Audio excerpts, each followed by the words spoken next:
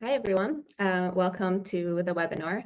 My name is Melinda, and I am a documentation lead at Unleash, and I also take care of developer education in general. So I'm very excited to be here with you today, talking about kill switches for AI. And I'm just going to look at how many of you have joined so far. Maybe we're going to give it a few more minutes for some more people to join. In the meantime, can you please put in the chat where you're dialing in from today? It's such an old-fashioned word. Where are you based? I'm in Italy. I'd love to know where some of you are. Milan, cool, not too far. Brazil, wow. I wonder what time it is in Brazil. Belgium, very nice. Hungary, cool. Really nice. Also, while we wait, I have a quick poll for you guys. I'd love to know, let me show this on the screen. I'd love to know how familiar you are with Unleash and in feature flags in general. So if you head over to the polls tab in AirMeet, which should be like the fourth little icon, hopefully you see that I've published a poll and there's multiple options you can select. So I want to know if you used feature flags before and if you've used Unleash before or have heard of Unleash. It's going to help me kind of tailor the rest of this webinar to some of you. Okay, so we've got some Unleash users, also people who have not heard of us yet. Also someone completely new to feature flags, that's cool.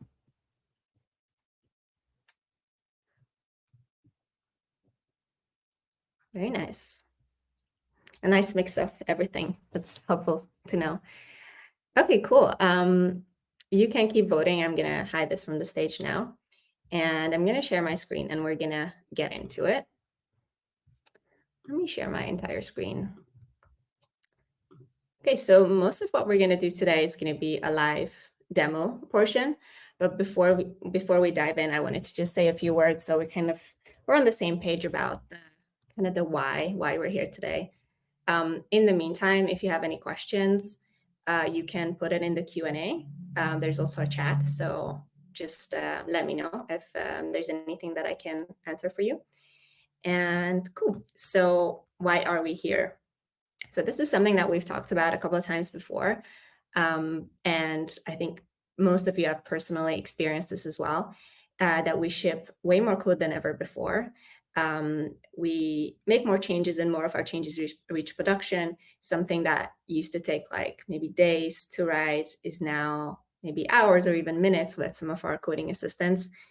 And when we look at the numbers on an individual level, a lot of it looks really good. And I'm sure you've experienced this personally as well, that sometimes you're more productive and code quality is better or documentation quality is better, code reviews are faster, but that's mostly at an individual level. So when we zoom out to like a team or even a company, we see that delivery stability often drops quite significantly with AI-assisted coding. So Dora in particular found that for every 29% increase in AI adoption, we're seeing like almost 8% drop in delivery stability. And what's concerning is that a lot of these teams who adopt AI and release at AI speed have still stuck with the same kind of slow ways of undoing things when things go wrong. So typically, reverting the entire deployment and going through a full pipeline run. And that means your production environment is broken until kind of the new code lands in production. And, sometimes it can take a little bit longer as well. So when we compare kind of undoing something that has gone wrong with redeploying versus undoing it at runtime, there's quite a big difference. And this is how we arrive kind of at the feature flags concept and what we're going to refer to from now on as runtime control. So for those of you who answered in the beginning that you're completely new to feature flags, hopefully after today, we're going to clear off this concept for you. But for now, I'd like to just start with one quick definition, which is a feature flag is essentially an if statement in your code, a conditional statement. And based on that condition, it decides whether to run one code path or another code path. And what this allows you to do is you can control how your application behaves at runtime whilst it's running, and decide if something is on or off, or who it's on for, under what conditions, without redeploying anything. So if you compare that to redeploying or making a change through a full pipeline run, that can, say, take, let's say, minutes to hours. And if you undo something or change something through feature flags in your already running application, then the change is instant.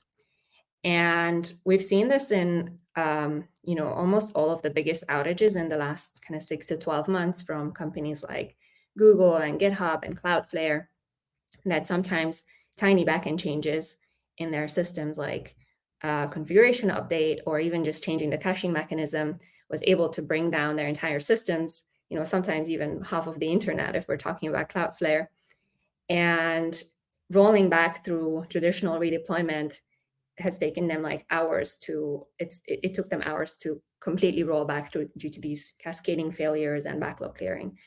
And in all of these postmortems, they refer to feature flags and kill switches as the mitigation and something that they want to put more into their code bases to prevent something like that from happening in the future. And that's what we're going to look at today. And I'm told that good presentations or good talks they're supposed to tell you what they're going to tell you, and then tell you the thing, and then they told you what they should tell you what they told you. So we're going to do that. So what are we going to talk about today? First off, for those of you who are completely new, you're going to have your first feature flag moment, and I'm very excited for you. Hopefully it's going to be a good one. And then we're going to look at some more slightly advanced use cases, and we're going to go through this relatively quickly because we also have a lot of veterans on the call who are very familiar with Unleash. So I want to show you some ways you can delegate with AI and also live with the consequences. And then finally, we'll look at releases that manage themselves. And that's basically a rollout that reacts to real user signals. And you're going to be the real users in this case. So I need you to stick around, and I need you to get involved and help me break some stuff in production. And we're going to see how our app recovers from that. Cool. So that's roughly the agenda, and that was all my slides. So promise it didn't take very long. And now I'm going to introduce you to my secret side project. You can't tell anyone. I'm still working on it. I guess if you know Fireship from YouTube, you know Tinder for horses. It's kind of a similar idea, but it's Tinder or a dating app for AI agents. Okay, so I'd like you to scan this QR code now. Maybe it's kind of small on your screen, but if you can scan it with your phone, if not, you can just go to, let me type the, I'm going to type you the URL as well in the chat. So it's deployed at embedder.getunleashed.io. In the meantime, I'm going to zoom in a little bit. So I'd like you to all to join me. It can be a different browser tab, or maybe it's better if it's your phone, because then you can continue to see what I'm doing here. And yeah, so it's a live app, as you can see it. One more thing I want to show you before we get going is the Unleash UI. So Unleash, for those of you who are new, is a feature management platform, and you can think of it as a control plane. This is where you define your feature flags, decide if they're on or off in specific environments like development or production, and this is where you configure your flags as well, like how they're set up. And as you can see, this is just the Embedder demo project, and I have 4 flags there at the moment.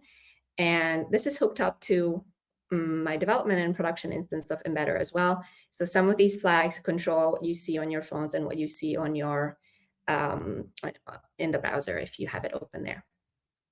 And I'm going to switch to a split tab view. Hopefully you can all see okay. So Embedder, Unleash, and Unleash feature flags controlling my application.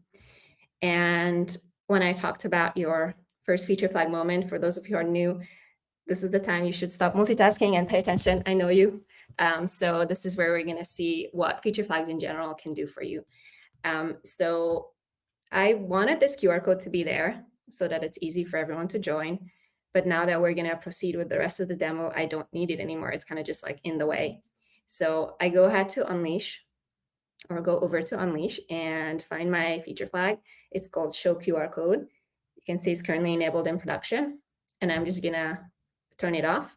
And within a few seconds, the QR code is going to be gone, and it's going to be gone from your phones and your tabs as well. And I didn't change any code. I didn't redeploy anything. It's just, bam, gone. Wow. I know if you don't know feature flags, I love showing you this. And for those of you who have worked with feature flags a lot, I know we can probably move on and look at some more advanced stuff. But I just wanted to give you the idea that this is essentially what it means to decouple deployment from release. So this code was already deployed, already living on production or in my production environment, but it was not available, or it was available to you, but I can take it back if I want to. And the same thing goes for another feature that I already developed in the background. It's called light mode. So as you can see, at the moment, I don't have the option to change between light mode and dark mode, but I've already coded this thing up and I deployed it in production. I just haven't enabled it for you yet. So if I want to, I enable it, and within a few seconds, you're going to be able to change. You'll have access to this feature. There it is, little like sun icon. You can now change it to hot pink if you'd like to. And that's the basic idea. Like, something lives already in your code base, and you decouple that decision of when it needs to go live. And you can do so gradually. So for the purposes of the demo, I did a on or off for everybody all at once kind of setup, but you could configure it to any level of granularity that you'd like to. You could first enable it in production, but only for your team, only for your internal email addresses. Or you could enable it for 1% of traffic, 5%, and gradually expand until you know that things are looking as expected. Or you could do specific app versions or regions, whatever you decide, you can configure that. Okay, so those are the two basic feature flag moments. And next up, I want to look at something a little bit more complicated in terms of targeting and experimentation. So let's say Embedder is doing well, but I realized that if I want to do business in Europe, I need to make sure that whoever is interacting with my platform accepts our terms and conditions, basically a consent form of some sorts. Like, let's say it's some new GDPR regulation that you have to consent to being flirted with, or like being on a dating platform. And it's only in Europe. So I don't need to do this in the States. I don't need to do it in Asia. I only need to do it in Europe. And when implementing this new regulation, I want to test out two different ways because I'm not sure which one's going to do better. So I implemented two versions of this. One is a very minimalist pop-up that says, hey, you need to accept your terms and conditions. And one's like more in your face. And I'll show you how I configured this in Unleash. So it's what we refer to as constraints in the Unleash UI. I hope you can see it okay. Let me know if you need me to zoom in more. But basically, we're going to match this constraint called data region. And in my app, for the sake of the demo, I just have a drop down here, which is got different regions, and you can select your region, and it's going to tell my app where you are. Of course, in production, this data would come not from a drop down typically, but we're just going to simplify it for now. And so if your data region starts with a specific EU string, then you're going to get this feature, the consent feature.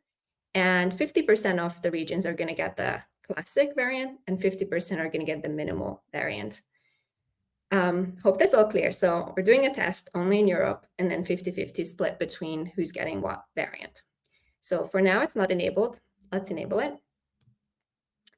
And then if you're on your tabs and phones, try and switching between different regions. So currently I'm in EU West, and I got this bigger one. This is like the classic one. And you can see my actions are disabled unless I click I accept, and then I can match with this agent.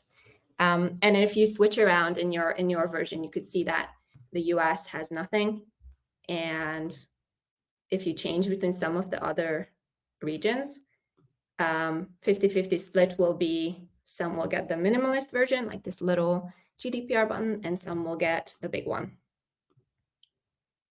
Cool. That was our more advanced targeting. So again, this is just a simplistic example, but you could, any context that you can think of, you can configure that as targeting for your feature flags, and you can use it in your A/B testing and experiments, as well as just your general rollout, like how you're rolling something out. Okay. Next up is when we get Claude involved. And for this, so far I showed you stuff on my production environment. What I'm going to show, I'm going to code some things locally now. So I'll switch over to my local host, where I have Embedder running as well. So you can see this is localhost, and it's connected to the same Unleash instance. So now when I change things in my development environment, I'm going to see the, the little light mode come on. There it is. So development controls my local host in my setup, and production is the same instance that you're on. So when I make changes now, you're not going to see this, but it's just for local development. Okay, let's say I want to add a new feature to Embedder, and I'm going to use Claude to code it because I'm too lazy to write any code myself. And what I want is I want to add like a way to make money, because the thing is going to make money somehow, right? So right now there's only 6 agent profiles. So I wanted to add a feature for Embedder Premium, so that if you want to see more profiles, you get to start paying. So let me zoom in again. Let's start Claude. Okay. And I have a prompt prepared for you. But I'm going to read it out in case you can't see it. So prompt is add an Embedder Premium upsell that shows a premium CTA call to action in the grid, inviting the user to subscribe to see more models. And Claude is saying, okay, I'm going to explore the code base and understand the patterns before implementing. And Claude is connected to my Unleash MCP server. And what that means is that it's got all of our best practices already embedded in how it works. And we've defined these different workflows where no matter what you ask the agent to code, in the background, it's going to evaluate if your change needs to be wrapped in a feature flag or not. So my prompt did not include anything about, hey, wrap this in a flag. Claude is just going to automatically know, is this change risky enough that we want to put it behind the flag? And for most user-facing things, the answer is typically yes. So now it's asked me for permission to list feature flags inside Unleash. And the reason it wants to do that is because it doesn't want to create any duplicates. So currently we have these 4 flags, but some organizations have hundreds or thousands of flags. So you have to make sure that there's no flag that would accidentally overlap with yours. So that's fine. Let's give it permissions to do so. And once it sees that there's currently no flags in my project that do this thing, it's going to ask me for permission to create one. And I'm going to say yes. And when I say yes, you'll see a new flag created inside Unleash. So of course, I'm showing you the UI right now so you can see what's happening in the background. But the whole idea is that all of this you can do from your editor or from your terminal, and you don't even have to open Unleash. It's just going to happen for you in the background. Okay, so flag is created, and now Claude is going to start writing the code for actual premium Embedder. I've got some hot reload for every time some of these files are updated. And the whole idea is that Claude is going to write this feature for me, and it's going to be behind the flag, turned off. So when he's done, or when Claude is done, I'm not going to see any changes yet unless I enable that particular feature. And we're working with localhost at the moment, but of course it's the same for your production environment. Whatever the AI assistant codes eventually can hit production, but it is behind the flag, and you decide when you enable it. Yes, fine. Do you ever just go like, yes to everything that Claude asks you to do, and then just like holy moly, like what did I agree to? I feel like that's how singularity is gonna hit us eventually. You're just someone's gonna like yes, yes to all edits on this planet, and then they're gonna wipe out humanity because someone said yes. Cool. So it should be done. It was pretty quick, way quicker than I would have been. And then we have the flag premium upsell, no changes yet, and that's expected. Do you guys want to see it? Okay, let's try it. I'm excited. Okay, there it is. Nice. You're not going to see it on your versions because it's only on localhost, but it looks good. So if I say this looks fine, I can just push the code, open a pull request. Someone from my team approves it. We merge it. It hits production, but it's not going to be enabled yet until I turn production on. And the whole idea behind this is that if at any point I'm like, shit, this didn't go as expected, or we're not ready yet, or the payment provider for premium is not working, then I can just turn it off and it's gone. And then it buys me time to go and figure out what went wrong and put in a proper fix in place. And that's all you need to know about the MCP server. If you want to try it, there's two ways. You can try a local MCP server, or you can also try a remote MCP server, which is basically an endpoint that your Unleash instance exposes. And with some organizations, you have specific rules around what you can use and what you can't use. So you have many different options with Unleash. And that's the whole kill switch for AI idea as well, that you can use any AI assistant who's automatically gonna wrap changes in feature flags for you. And when you roll it out in production, you can instantly take it back if it's not what you were expecting. And all of the best practices are baked into how the assistants work with Unleash.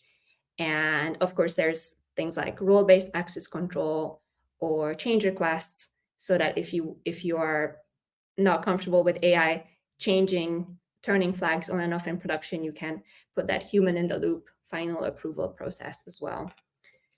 Let me have a sip of water and then we're gonna continue. Okay, so we looked at basic feature flag stuff, feature flag targeting, and then we looked at the AI kill switch thing. And there's one more thing that I want to show you. If you have any questions, feel free to put them in the chat. And this will be the final part of our demo. So this is where I need you to help me break some stuff, okay? Let's go back to, no, actually, I'll explain you what this next feature is about. It's something that I called auto Rizz. And my idea is that embedder should give you a suggestion of an opening line for the agent, so you don't have to write one yourself. It's smart, right? Saves you so much time. But I am not super sure that it's going to be a big hit with our customers. So first, I want to be careful with this one. And let me show you in our development environment. This is development, right? Yeah. I'll show you what it looks like so you know what to look out for. Okay, so this is auto Rizz. It's a little, let's zoom in. It's a little box that gives you a pickup line or opening or line or whatever. You can change it to a new one. And then if you like it, you send. And there's a downvote button as well, which I'm going to treat as a signal that our users don't like the feature if they downvote it. This is what it looks like in development. Now let's head over to production, where it is not enabled yet. And I want to be careful about how we roll this out, because let's say it's a bit of a risky one. So what I've set up in Unleash is what we call a release template. And it's a template that you can define once and you can reapply to all of your different releases. And in our case, we're going with something pretty basic. So we're composed of 4 milestones. In the first milestone, we're going to roll out to 25% of our customers, and then 50%, 75, and then 100. Again, this is just a basic percentage-based rollout, but you could do it by region or by any criteria that you can think of. And what's nice is that I don't actually have to sit here at Unleash and kind of babysit this rolling out. I can automate how quickly it should progress from one milestone to the next. For the purposes of the demo, I just went for 1 minute. So let's actually get this going because it's going to take a while. So we started with 25% rollout, which means 25% of you on your phones and tabs should already have the feature. In my version, I don't have it yet. And after 1 minute, Unleash is gonna automatically move to 50, and then another minute, 75. For demo purposes, we went with 1 minute, which is the shortest interval you can configure. Typically, you'd maybe wait like a couple of hours to a day.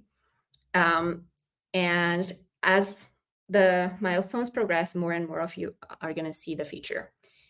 And one more thing that I haven't actually shown you is what we refer to as impact metrics. And what this means is that you can collect any metrics that you care about in your application, let's say error rates or latency or any kind of user-facing metric, and you can either send that to Unleash from your SDKs, or you can give us like any Prometheus compatible endpoint that we can scrape, and we can get those application metrics into Unleash and make decisions based on those metrics. So in my case, the little downvote emoji that you saw is, okay, we went to 50% rollout and I got the feature as well, in case you saw that. So this downvote emoji, if you hit that, it's gonna increment my ick count in the app. And I've configured Unleash that if ick count at any given point goes over 20 per minute, then I want Unleash to turn this feature off. I want it gone.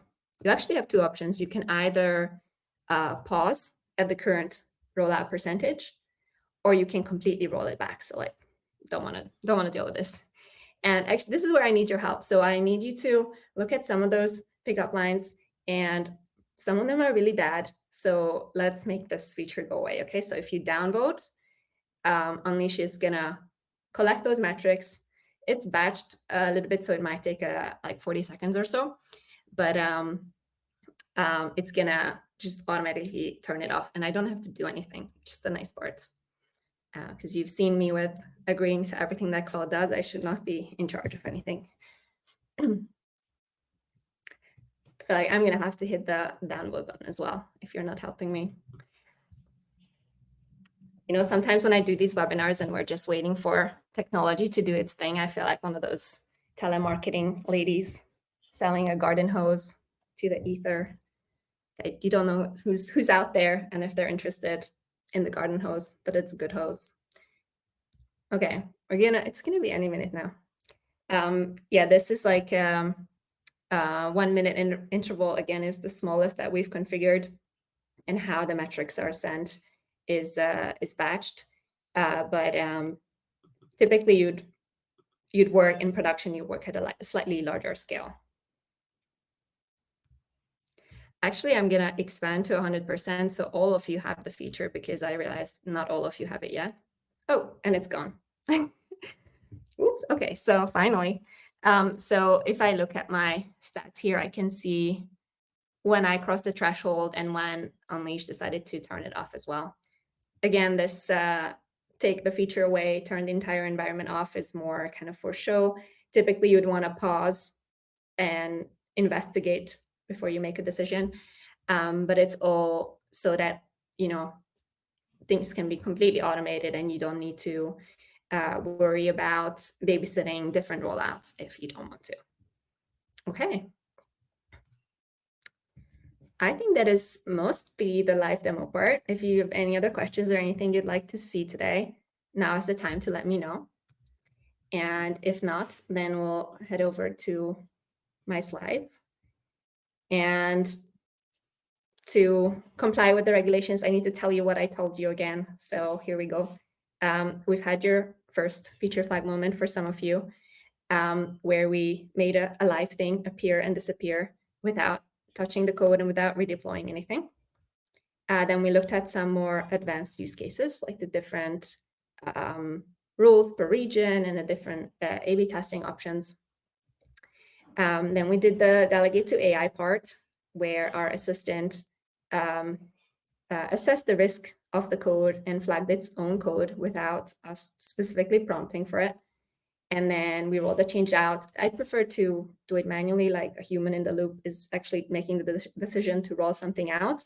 But with the MCP server, you could have the agent enable flags or change the configuration if you'd like to.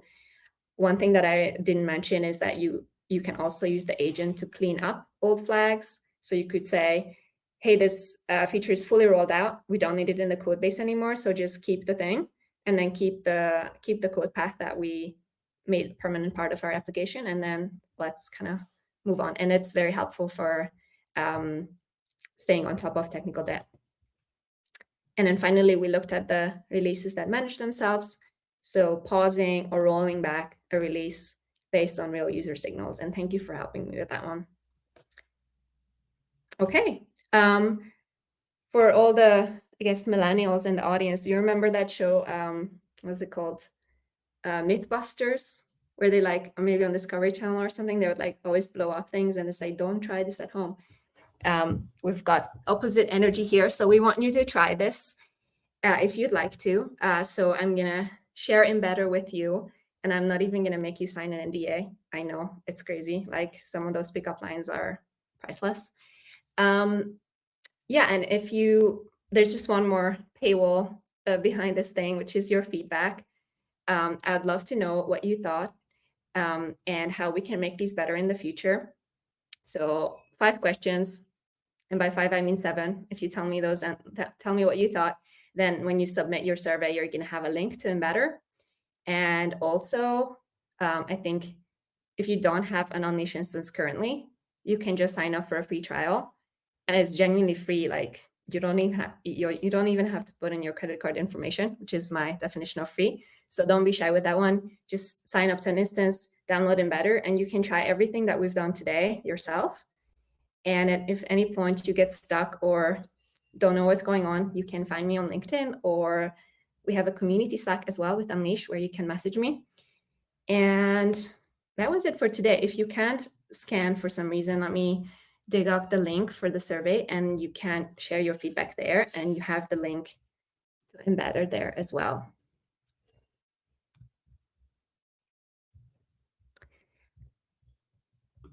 I don't see any questions, so don't be shy. If you have anything, let me know now. Otherwise, we can probably wrap up pretty soon.